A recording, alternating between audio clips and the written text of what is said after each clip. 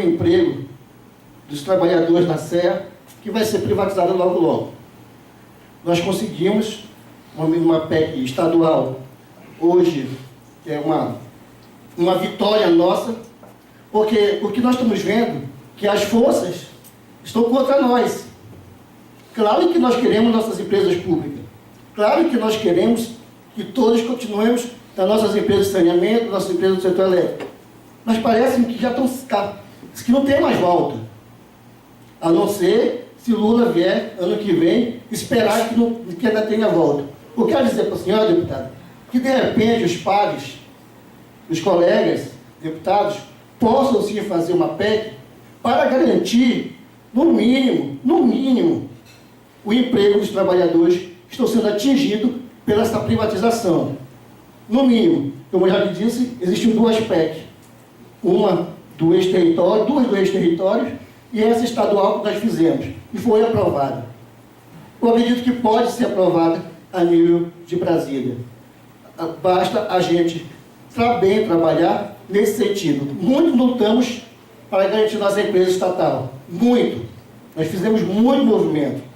Mas, enfim, veio a lei 735, a medida provisória 735, que vem vender todas as empresas do setor elétrico. E o saneamento também está junto. O que eu quero dizer, senhores, que de repente possamos sim trabalhar, não esquecer do movimento, mas trabalhar pelo menos para garantir o emprego desses trabalhadores e dessas trabalhadoras, que tem família e tem sustento para a família dar. Ok? Obrigado. Grêmio Levante Popular. Acertei, mas o Levante Popular. Boa tarde a todos e todas. Antes queria fazer um repasse que a Carol disse, pediu para agradecer mais uma vez, só que ela teve que voltar para o trabalho logo após o almoço. Então, deputada, eu já acompanhava a senhora pelas redes sociais. No Levante eu contribuo construindo o setor de diversidade de gênero. E uma das pautas que a gente apoia, que eu particularmente admiro e acho das mais progressistas, é a PL João Délio. E a senhora tem junto com o deputado Jean Willis. E uma das autocríticas que a gente traz para dentro do movimento é como tentar trazer mais visibilidade às companheiras trans. Eu queria que a senhora abordasse mais sobre essa PL.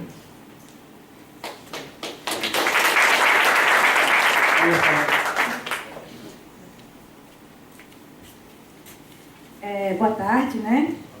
Bom, o que eu vou falar aqui tem um pouco do raciocínio ali do Jean, do companheiro Jean.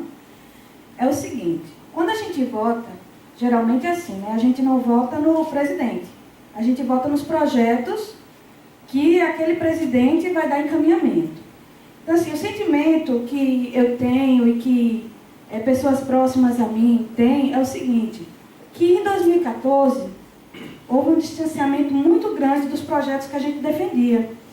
Em relação a, talvez, para se manter no poder, o nosso partido, né, no caso a cabeça era Dilma, houve um distanciamento e a gente ia para as ruas na época e toda vez que a gente ia, a gente culpava o Levi, né? E isso foi para continuar no poder e não deu certo, né? Tanto é que teve o golpe. Outra coisa também que a gente percebeu, que é um sentimento, que em 2014 nós ganhamos a eleição nas urnas, mas politicamente nós não tínhamos força. Então isso complicou bastante, porque a gente tem um projeto de não privatização, né? E o pronunciamento da presidenta Dilma, acho que foi em 2 de janeiro, foi que iria vender as 5 distribuidoras. Isso complicou muito a nossa base. A gente, enquanto sindicato, a gente fez um trabalho muito grande para ganhar as eleições.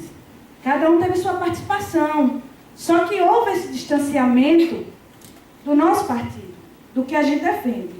Então, assim, 2018 provavelmente terá eleição, né? A gente está tentando direta já, mas acredito que se a gente continuar indo para a rua, acredito sim na força da rua, a gente precisa ir para a rua sim, que em 2018 vai ter eleição. Peço para que Lula seja candidato e ele pode ganhar a eleição. Para que isso não ocorra novamente o mesmo erro, existe algum debate em relação a isso? como é que o presidente Lula vencesse essas eleições? Ele iria conseguir governar? E de que forma? A gente também precisa, porque não adianta só o Lula ganhar a eleição. A gente precisa ter clareza em relação a isso. Será que ele vai conseguir governar? Né? Então, será que os projetos que essa base aqui defende serão defendidos lá, se ele ganhar? Ou a gente vai ter o mesmo erro de apoiar a direita e a gente continuar na mesma decadência? Então, a gente precisa ter clareza e deixar isso aqui bem claro para os trabalhadores, porque a gente tem obrigação de dar uma resposta para a nossa base. Qual será a agenda? Luiz Gilmar.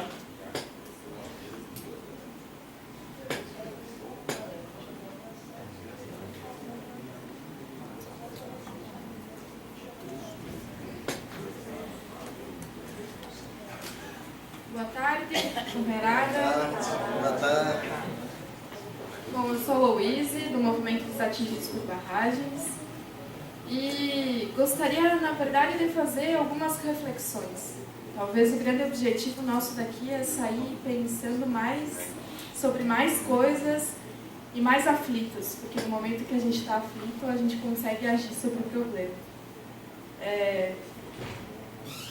Vim refletindo durante a fala da companheira e uma das coisas que é interessante a gente observar é que o capitalismo, aos poucos, ele se exige a sua ressignificação. Ele se refaz. Ele destrói para construir ele mesmo do jeito que ele achar melhor, da melhor forma para os seus interesses. E essa sua permanência ou ressignificação depende basicamente da exploração, seja dos trabalhadores e trabalhadoras, seja dos recursos naturais.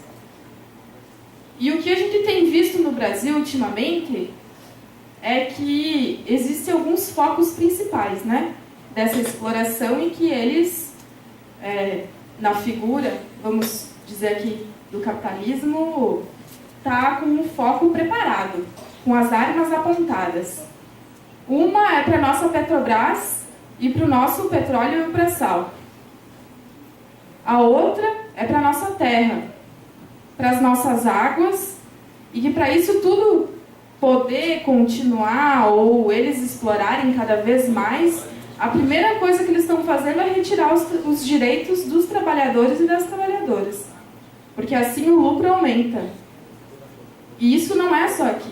Em outros países já aconteceu, em outros países vizinhos nossos já está acontecendo as mesmas tentativas de reforma. E eu estava pensando, alguém antes comentou no período da manhã, bom, mas a pauta política não mobiliza mais. Aí que tá, mobiliza. Eu acredito. Só que como que a gente transforma, talvez, a pauta econômica, que mobiliza mais, em pauta política? No MAB, nós dissemos assim, que tem um companheiro da direção há mais tempo, ele sempre comenta, bom, como que a gente vai mobilizar a companheirada da base? Como você vai convencer o camponês e a camponesa a se organizar? Pela pauta econômica. Bom, de que jeito? Ele só vai sair de casa se ele ganhar alguma coisa a mais do que ele já tem, ou se é para lutar para não perder nada do que ele já tem. E é dali que você transforma a pauta econômica em pauta política, em defesa dos direitos. É esse o nosso desafio. E a prova, nós já temos várias provas de que isso é possível. Nós todos estamos aqui. O fato de nós estar aqui reunidos é uma prova dessa transformação das pautas econômicas em pautas políticas. Nós somos capazes e nós fizemos isso no nosso dia a dia dos movimentos e dos sindicatos. E aí também, nós, enquanto uma categoria específica, as atingidas e atingidos por barragens, se dá para se dizer assim, o Estado é totalmente irresponsável com nós. O Estado brasileiro nunca assumiu a responsabilidade que ele tem com as atingidas e atingidos por barragens nesse país. Ele nunca se propôs em fazer uma reforma agrária. Ele nunca se propôs em discutir uma lei que fosse que garantisse os nossos direitos quando acontecem essas construções. Seja em barragem para produzir energia, seja em barragem de rejeito de minério, seja em barragem para abastecimento de água. Nós até hoje não temos nenhuma lei, nenhum decreto, absolutamente nada que garanta os nossos direitos. E o mais absurdo é que quem diz se nós somos atingidos ou atingidas ou não é as empresas, não é nós. Por isso da necessidade da luta. Por isso o absurdo que é o capitalismo. Porque eles fazem as leis para eles mesmos, não para o povo. E aí nós viemos construindo o mais importante, que além de organizar as nossas bases, isso eu falo enquanto movimento, mas também enquanto sindicato, é nós organizar a nossa capacidade para construir a unidade. Esse é o fundamental. E nós temos várias experiências acontecendo e que a nossa tarefa e dever construir isso e fortalecer o que já tem, como a Frente Brasil Popular e a Plataforma Operária e Camponesa de Energia, que são lugares, ferramentas de unidade na classe trabalhadora. Veja só, unidade. Uma palavra difícil de construir. Unidade entre o campo e a cidade, entre setores da juventude, entre setores sindicais, entre setores dos movimentos camponeses.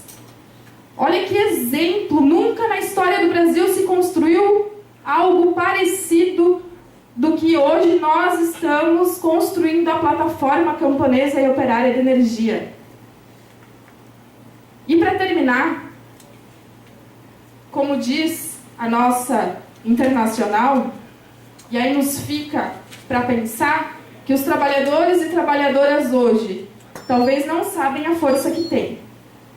E nós temos a responsabilidade de ajudar eles a acreditar na força que eles têm. Abomináveis na grandeza, os reis da mina e da fornalha edificaram a riqueza sobre o suor de quem trabalha.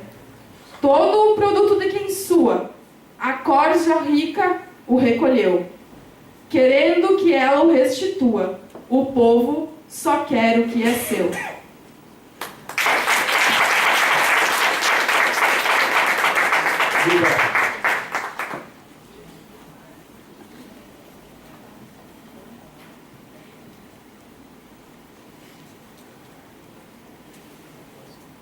Boa tarde. Foi um motivo de muita alegria, honra participar aqui desse evento, né? E aprender com todos os companheiros aqui. A pergunta, primeiro eu quero dizer que há um ditado popular que diz que brasileiro não desiste e vamos lutar até o fim e vamos cada dia mais nos unir, né, em seu propósito, em prol contra esse golpe, essa reforma trabalhista que tem agredido os trabalhadores e principalmente essa juventude que está entrando agora no mercado de trabalho. E mediante essa luta contra esse golpe, contra a reforma trabalhista, parece que muitos trabalhadores, parece que muitos companheiros não estão tendo a consciência do risco, né, que está sofrendo aí de perder os seus direitos. Haja vista que tivemos na luta e na mobilização do dia 30, e como foi dito aqui, a adesão não foi como a gente esperava. Encontrei até com um companheiro, né, ali em Vitória, e sentimos muita falta dos companheiros unidos em prol dessa luta aí. Mediante essa situação toda, vamos que passe essa reforma trabalhista. Aí muitas pessoas, até uma fala simples aqui que você vai dizer, ah, Gilberto, não acredito que você vai falar isso. Mediante essa fala aqui, muitas pessoas chegam para mim e falam assim, Gilberto, se passar a reforma trabalhista, qual vai ser a posição do sindicato? E nós aqui como liderança sindicato, né? A maioria aqui também é jovem, né?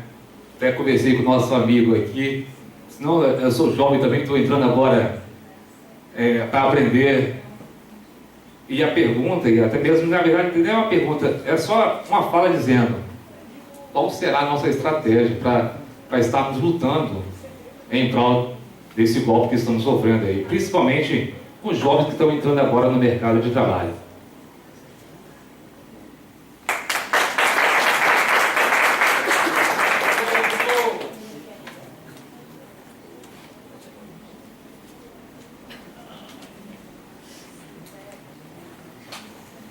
Boa tarde, meu nome é Derivaldo, sou representante do Sinergia Bahia. No governo de Fernando Henrique Cardoso, naquela época, vários acontecimentos dentro do nosso país aconteceu. E muitos que estão aqui sabem disso.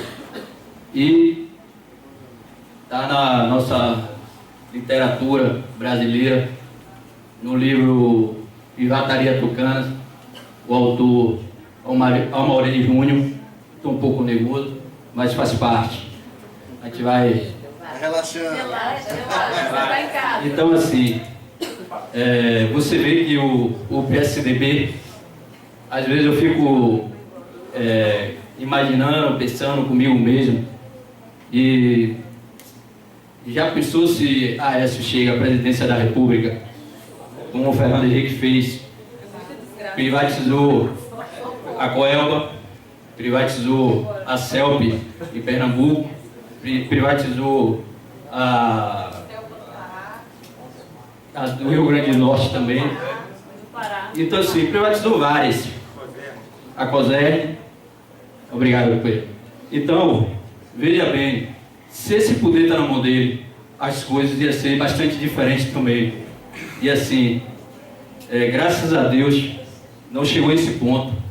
Aconteceu o golpe e a gente tem que sair na luta, a gente tem que sair buscando. Eu acredito muito na bandeira do trabalhador, na bandeira vermelha, na bandeira que nos representa.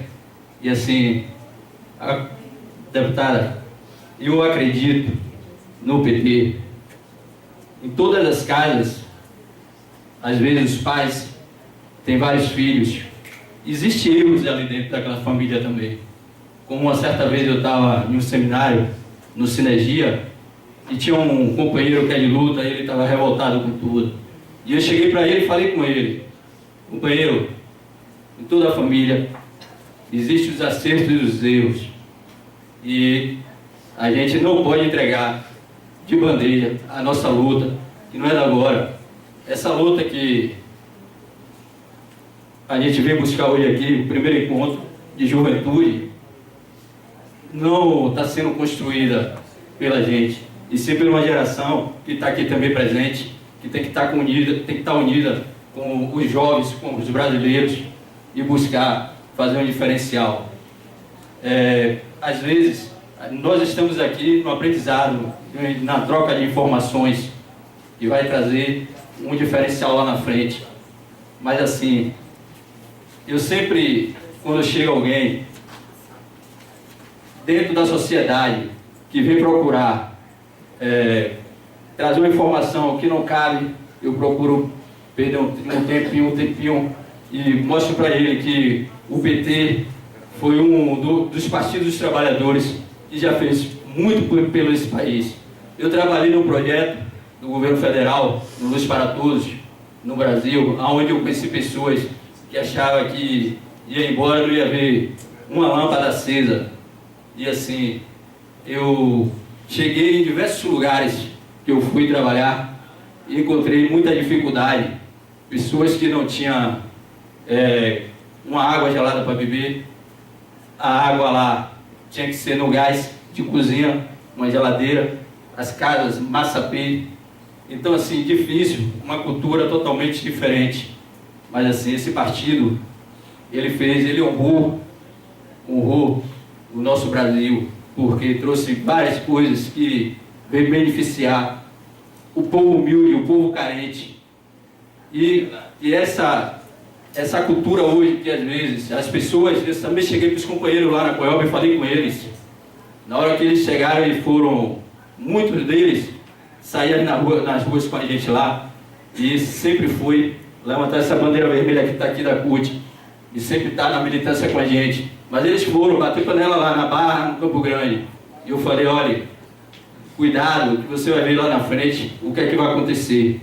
Mas até então, eu não mostrei, eu não provei nada para eles. Eles viram, e quando eu retornei lá na sede e fui ter uma conversa com os companheiros que estavam lá, simplesmente eu falei com eles, vocês estão vendo aí o que vocês provocaram, e muitos baixaram a cabeça, ficaram com vergonha. Mas eu cheguei para eles e falei o seguinte, todo mundo é passivo de erros e de falhas. Agora sim, vamos mudar essa ideologia, vamos ter uma transformação no Brasil, porque a bandeira vermelha é do trabalhador. Eu não vou mais tomar o tempo não, obrigado. Antes de eu a fala para o deputado, algumas coisas que não foram controladas pelo nosso companheiro, eu gostaria que você também colocasse na sua reflexão. Se nesse projeto de Brasil que nós temos que recuperar, se está sendo contemplado uma reforma do judiciário, porque também a toga fez parte da defesa desse golpe, uma auditoria cidadã, para que seja desconstituída essa dívida, porque é o que alimenta o capital, e a democratização da mídia, que é o nosso grande caso. Passamos a palavra para o deputado.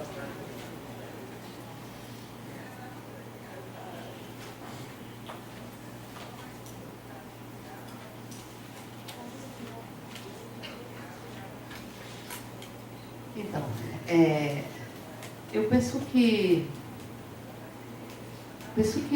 o processo ele é muito desigual e combinado, digamos assim, né? Ele tem suas desigualdades, mas ele tem também as suas relações. E digo isso porque, com todo esse processo que o Brasil está vivenciando, eu penso que ele tem sido também de muitos ensinamentos, de muita aprendizagem. Aprendizagem, inclusive, sobre a existência de uma disputa de projetos.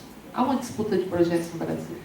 Você pode dizer que a luta de classes ela tem que ser revisitada ou tem que ser adequada aos novos tempos. Você não tem mais um operariado, você tem uma grande massa de trabalhadores que estão na área de serviços, você tem outras condições. O trabalho se estabeleceu com diferenciações do que era a organização do trabalho na época do século XIX, por exemplo.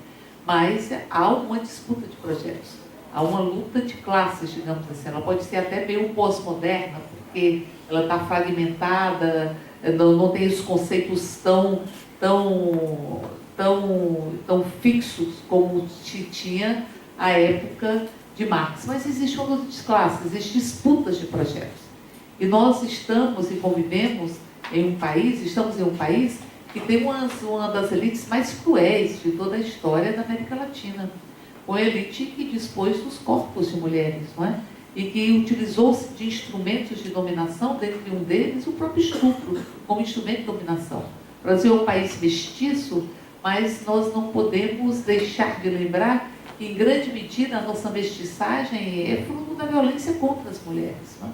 A utilização das mulheres como se fossem coisas. Então, essa lógica patrimonialista que existe no nosso país, que vai se expressar de uma forma muito rude na bancada ruralista da Câmara, que é superdimensionada, nós estamos falando de 0,08% da população brasileira que detém 80% das terras cultiváveis no Brasil. Então, é uma concentração muito grande da terra. E nós estamos falando de uma bancada que detém uma representação de talvez 40% dos parlamentares da Câmara. Então é uma bancada que tem muito poder, está super representada e que é muito rude, porque todo o desenvolvimento da CPI, do INCRA e da FUNAI, mas não só isso, o ódio que eles carregam contra as populações originárias do Brasil, e nós estamos falando que para reconhecermos a nossa brasilidade, temos um desafio de reconhecermos a nossa brasilidade, que é negra e é indígena, também a nossa brasilidade. Então, nos reconhecermos enquanto Brasil, termos sentimento de nação e eliminarmos uma concepção que vem das casas grandes e senzalas, de que a senzala pode adentrar a casa grande, mas ela sempre adentrou a casa grande na condição de serviçal, numa condição subalterna, e que havia, teoricamente, uma democracia racial, desde que os segmentos que foram vítimas de uma escravidão que não foi rompida, que não se fez o luto dela, nós ainda vivemos elementos da escravidão na nossa contemporaneidade, mas desde que as pessoas, que negros e indígenas, se subalternem. Ou seja, quando nós vamos ver na CPI do INCRA e da FUNAI, na PEC 215, que diz que a homologação das terras indígenas e quilombolas passa a ser prerrogativa do Parlamento, e se é prerrogativa do Parlamento, ela sai do crivo da execução, como está na nossa Constituição, e passa pelo crivo político da própria regulamentação, então nós vamos ver que há uma tendência de acumular, que é inesgotável. Aí alguém disse aqui que não tem limites, e não tem limites, porque nós estamos falando de uma elite que concentra uma riqueza muito grande. Ainda existe muita concentração de riqueza e terra no Brasil, e mesmo assim eles querem mais. Eles estão disputando a terra indígena, eles estão disputando a terra quilombola, eles estão disputando uma lógica, estão numa disputa que reafirma um etnocídio. O Brasil fez um genocídio que ainda está presente hoje nos povos, nos jovens negros e pobres, que são as maiores vítimas do homicídio. O Brasil tem um genocídio, são 60 mil pessoas que morrem todos os anos no Brasil. Em média, 60 mil pessoas. A maioria jovens e jovens negros. Se você entrar no presídio brasileiro, são jovens e jovens negros e pobres que estão aprisionados. Então, como Dostoiévski, o grande escritor russo, fala, a gente conhece a nossa sociedade se conhecer os nossos presídios. Aí nós vamos ver quais são as políticas para as juventudes que estão dadas. E quais são as políticas? A juventude está encarcerada. Está encarcerada. Quem está encarcerado nas unidades de internação de adolescentes são também adolescentes negros e pobres, na sua esmagadora maioria. Então houve um genocídio no Brasil, um etnocídio, que é o impedimento dos indígenas viverem a sua própria etnia, ou seja, eles não podem ser indígenas, porque se você retira da terra e confina, e dizia-me um cacique, será que alguém acha que eu posso ser indígena se eu não posso pescar, se eu não posso caçar, se eu não tenho a terra e não estou num território que é o território onde estão os meus antepassados? Então há um etnocídio em curso. E um etnocídio e um epistemocídio, que é a negação do conhecimento indígena, do conhecimento negro. Então, assim, são formas muito profundas de dominação. E o Brasil conviveu muito tempo com a lógica de que era um país pacífico, ou de que era um país onde havia democracia racial. Ou demorou, quando a Lula assume que cria a CEPI, ao criar a CEPI, ele já disse que não tem igualdade racial, porque ele cria uma secretaria de promoção da igualdade racial. Então, se reconhecer as paredes e os tetos de vidro são absolutamente fundamentais. Porque o jovem não entrava, o jovem pobre não entrava numa faculdade, numa universidade, e aí, como não se diz, e essa discussão, que é um processo de dominação também, é que culpabiliza-se as vítimas por serem vítimas. As mulheres que são vítimas do estupro são muitas vezes culpabilizadas porque foram estupradas. As mulheres vítimas de violência doméstica muitas vezes perguntam onde foi que elas erraram, porque estão sendo vítimas de violência doméstica. E aí se dizia, não se entra na universidade porque você não tem capacidade. As mulheres não chegam nos melhores postos de chefia porque não tem capacidade. Mas tem um teto de vidro que é construído por um mito de igualdade racial, um mito de país pacífico que precisa ser desconstruído, para que nós entendamos que vivemos em um país muito cruel e com muitas desigualdades sociais. E quando se reconhece essas desigualdades, o que Lula dizia? Eu quero um país onde todo brasileiro e brasileira possa almoçar, jantar e tomar café da manhã. O que ele dizia com isso? A fome no Brasil, e a fome pode ser evitada. A fome não é natural. A desigualdade não é natural. O fato de menino chegar, menino de periferia, você pergunta para ele, você está estudando? Não, já acabei no segundo grau. E ele não podia sonhar que poderia ter uma faculdade. Só a possibilidade de romper as paredes e os tetos de vidro já representa um outro patamar que não pode ser admitido. Nós tivemos as manifestações de 2013 e nós deveríamos aprender um pouco com as manifestações, porque, primeiro, elas foram manifestações que no primeiro momento foram negadas pela imprensa. Depois a imprensa tentou se apropriar delas. A elite tentou se apropriar das manifestações, mas o que pediam? Como não tinha mediação, e aí existe uma manifestação horizontalizada, não tinha mediação de sindicato, de associação, de movimentos, era um processo horizontal, que de repente surgiu e tomou as ruas e que reivindicava Estado, reivindicava mobilidade urbana, saúde, educação. E a imprensa tentou se apropriar. Ela tentou dizer que era uma manifestação contra Dilma Rousseff. Ou seja, isso que eu falava do 8 de março, de os machistas se apropriarem do 8 de março, ou os patrões se apropriarem do 1º de maio, isso são apropriações de processos para tentar dominá-los, para tentar ficar sob o controle da própria elite. E ali nós tivemos algumas reuniões com vários representantes do governo, vários ministros, e havia um não entendimento. Ninguém entendia o que estava acontecendo de certa forma, e de repente Dilma tinha 75% de popularidade e caiu. E caiu de forma vestigiosa. E aí nós vamos ver, alguns dizem, não, porque Dilma não sabia negociar com o Congresso.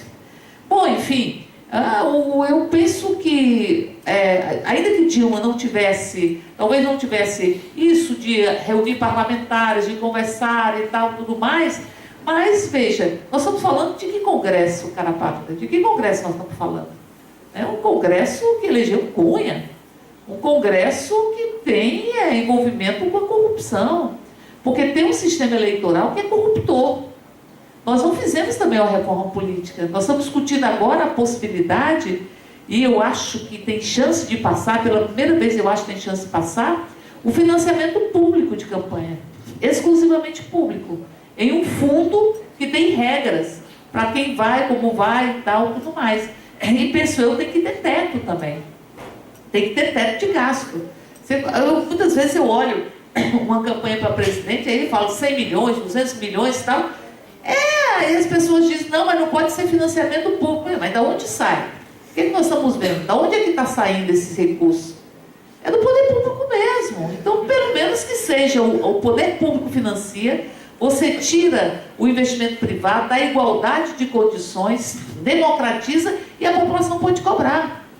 Porque se você tem um financiamento que vem do Odebrecht da vida, e esse financiamento vem da Odebrecht porque ela arrancou parte do recurso público no processo de propina, que favorece a corrupção, favorece este tipo de relação ilícita, você tem o mandato a serviço da Odebrecht. Nós temos ali segmentos que são representantes de áreas econômicas, do poder econômico, que financiou as campanhas. Como é que a gente não consegue fazer mudança na lei de patentes no Brasil? E a gente não consegue fazer mudança na lei de patentes. Por que a gente não consegue fazer? Se a gente teve um licenciamento compulsório de um remédio para AIDS, porque os remédios mais caros, em geral, são AIDS, câncer, são remédios muito caros, e a gente economizou milhões só no licenciamento compulsório. E havia uma regra internacional, o Brasil tinha 10 anos para se adaptar a ela, para respeitar a patente, respeitar quem construiu o medicamento, não é? Quem elaborou o medicamento, quem fez o medicamento. E o Brasil, menos de 2 anos depois, Fernando Henrique transformou em lei. A Índia, nesse meio tempo, usou os 10 anos e construiu uma série de fábricas de genéricos. Na Índia. Quando o Brasil fez o licenciamento compulsório para um remédio, se não me falha a memória, de combate à AIDS, de onde ele comprou? Da Índia. Comprou da Índia. Que aproveitou esses 10 anos. Mas como o Fernando Henrique fez um governo para o Brasil ser subalternizado às relações, a gente fica pendurado nas patentes. E a gente não pode e tem que mudar a lei das patentes. Não conseguimos por causa das multinacionais, que disseram que a lei das patentes era para estimular a pesquisa nos medicamentos e a pesquisa nacional. Mas a esmagadora maioria dos medicamentos que são comprados são de fora. São de fora. E não se estimulou, ao contrário. Você tem um tempo a patente, aí depois ele descobre que esse remédio tem um outro efeito, e não apenas o efeito principal. Aí ele renova a patente, e aí você vai ficando com a patente. O Brasil preso nisso aí. E você não consegue, eu estou dando apenas um exemplo, que você não consegue fazer modificação. Teve um relator, alguns anos atrás, que ele deu um parecer para mudar a lei da patente. Aí depois ele mudou o parecer, ele conversou, e ele disse, não estou inventando, ele disse, olha, eu tinha feito esse parecer, mas aí eu conversei com o pessoal da indústria farmacêutica, aí eu achei melhor mudar o parecer. E aí você não consegue mudar. Então você tem domínios de segmentos. Eles falam que o movimento sindical, que diminuiu a representação da bancada de trabalhadores, diminuiu na Câmara, diminuiu sensivelmente. E ele diz que é corporativismo, é um corporativismo que não arranca nada do erário público. Mas há um corporativismo, são interesses econômicos, que arranca recursos do erário público, que são os grandes grupos econômicos que estão ali representados. Então, portanto, a reforma política, ela é fundamental. Ela é fundamental para que você tenha um financiamento exclusivo, porque nós vamos ver que é um processo eleitoral que é corruptor e que tem um peso do poder econômico muito grande nas campanhas. Isso faz com que nós tenhamos como condicionante os recursos. As pessoas, você podia se candidatar, você é tão bom, tem tão boas ideias, representa um segmento. Não tem dinheiro. Aí as pessoas deixam se candidatar porque não tem dinheiro. Quer dizer, o poder econômico, o dinheiro, ele passa a ser uma condicionante para candidaturas, e não as ideias que as pessoas defendem. E neste quadro, você tem o movimento ruralista, os ruralistas, para mim, são boas expressões disso, porque eles já detêm 80% das terras cultiváveis. Mas eles querem invadir as terras indígenas, resgatar as terras indígenas. Eles querem resgatar as terras quilombolas, eles querem acabar com a reforma agrária. Eles querem, é ilimitado o poder do capital, é ilimitado. Se você for falar das grandes fortunas dos bancos, um banco como o Banco Itaú, que aliás o Meirelles é o segundo maior acionista pessoa física do Banco Itaú. Por isso que o Meirelles, ele pouco se lixa para quem está na presidência, penso eu. Eu nunca vi isso na minha vida. Eu tenho 42 anos de luta, mais ou menos. Eu nunca vi isso. Eu nunca vi um ministro da Fazenda, ou um ministro qualquer, dizer assim, olha, o presidente pode até cair, mas eu fico. Ué, quem indica ele? Não é o presidente que indica ele? Não é? Aí ele vai dizer assim, não, pode cair, mas eu fico e fica toda a equipe econômica. Pode ficar tranquilo. Isso é uma confissão de que quem o sustenta é o mercado financeiro, não é Temer. E o mercado financeiro está buscando saídas. O que vai acontecer no Brasil tem um nível de imprevisibilidade muito grande. Porque a primeira operação, essa operação de investigação, saiu do controle dele, senão não teria chegado no Aécio e não chegaria no Temer. Então você não sabe como se posiciona. Segundo aspecto é que está chegando a eleição.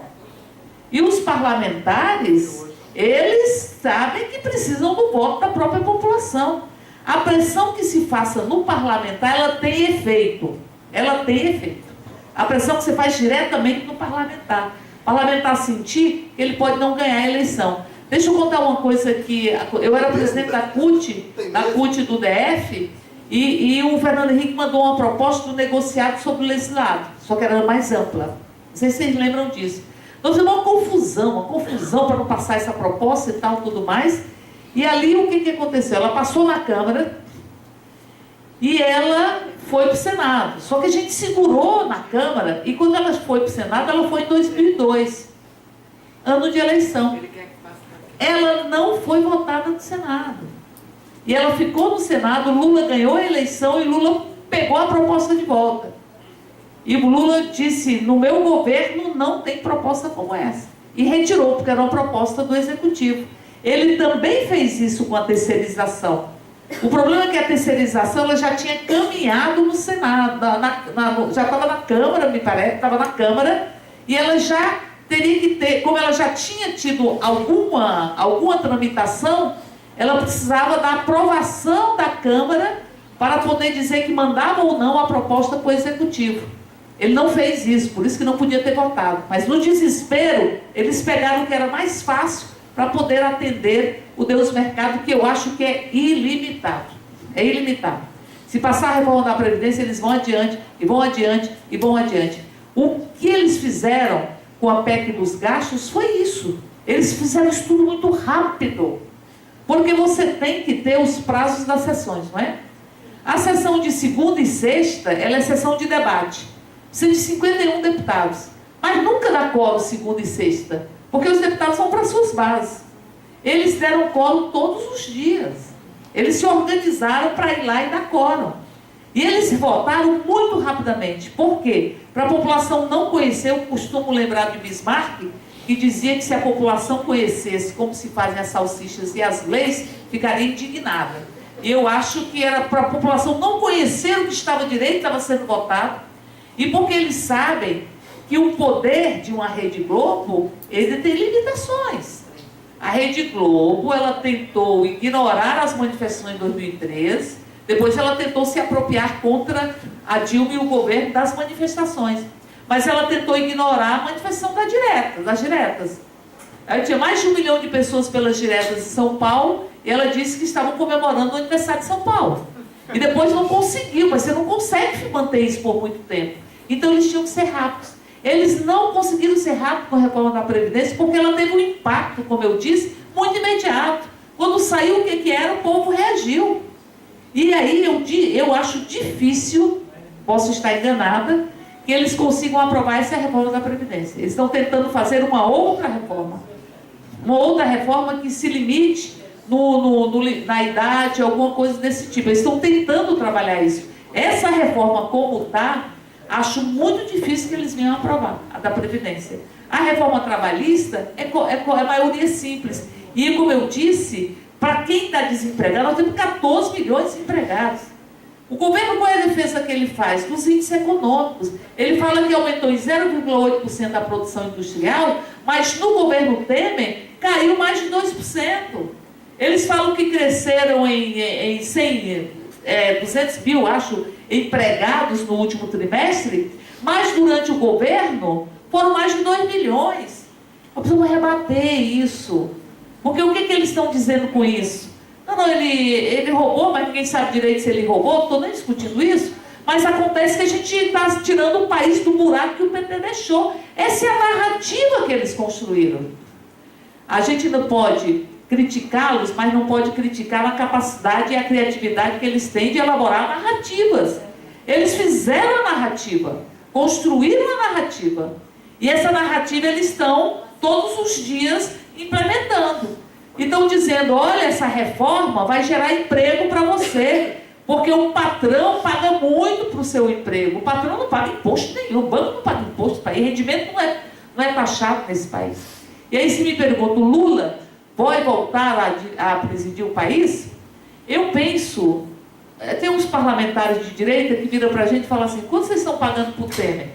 Porque desde que o Temer chegou, que o Lula só cresce, e que o PT só cresce. Porque tem uma comparação. Há uma comparação. Quando você vai ver que o Instituto Federal está fechando, ou que não está atendendo como poderia atender, quando você vai que seu filho não vai mais não vai ter mais acesso ao ProUni, ou à ampliação do campus, ou coisa que o valha, o FIES, as pessoas, sabe quanto foi? Agora, nesse período que o governo deixou de investir com relação no semestre, foi um terço. Ele investiu um terço do que a Dilma investiu no mesmo período. O Estado investiu um terço do que investiu no último período. Você tinha um investimento por volta de 20 bilhões e deixou de investir um terço. E agora você teve por volta de 13 bilhões nesse período. Então isso vai ter um efeito. E penso eu que eles vão fazer tudo o que for possível para impedir a eleição do Lula. Então eles vão, porque olha essa coisa de triplex, de sítio, isso é uma construção muito frágil. Muito frágil. Porque se você tem um triplex que foi dado como garantia pela OAS, então o triplex é da OAS. Se você tem uma chácara que está registrada e tal, em nome de outras pessoas, como é que você pode dizer que é do Lula? Então como você pode ter um ministro das Relações Exteriores que faz um artigo dizendo que levou não sei quantas empresas brasileiras para outros países para tentar fazer negócio com outros países para impulsionar as empresas nacionais. E como isso para o Lula pode ser um crime? Porque ele encaminhou empresas brasileiras para fazer acordo com outros países, o que o ministro das Relações Exteriores diz que fez e coloca como uma grande vantagem, como uma expressão de estadismo. E o Lula faz depois que sai da presidência e é considerado um crime, porque levou empresas nacionais para poder fazer acordos com, ou contratos com outros países. Então, portanto, eles vão fazer tudo o que for possível para impedir a eleição do Lula.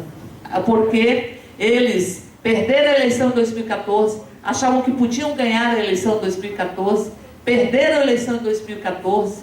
2014, nós tivemos nas eleições uma adesão e uma unidade grande do movimento social. A gente voltou a ter um movimento de defesa do que já havia sido conquistado.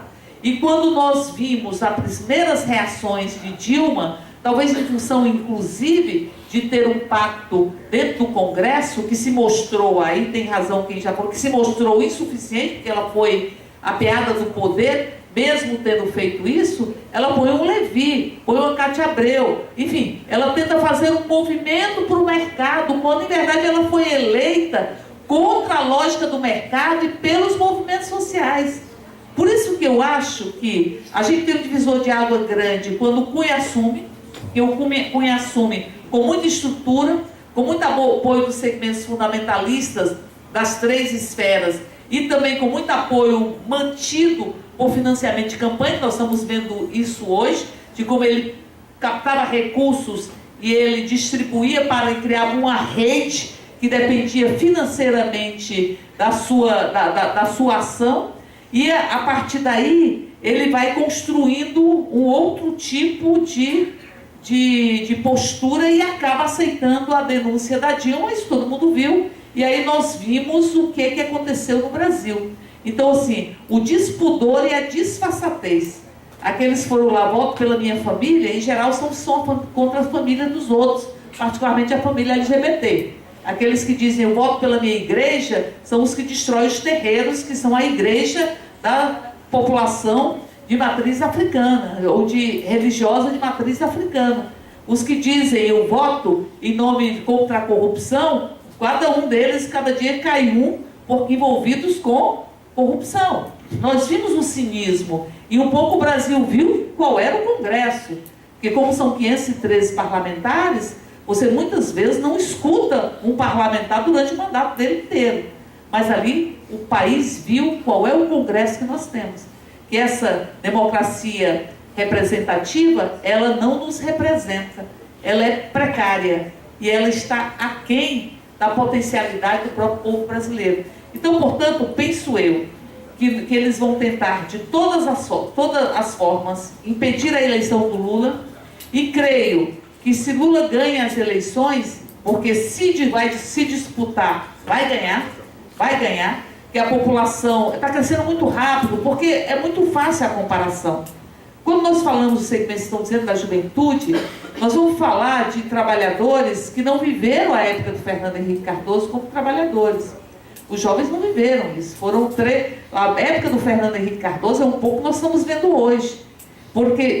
Então estamos vendo com muita força.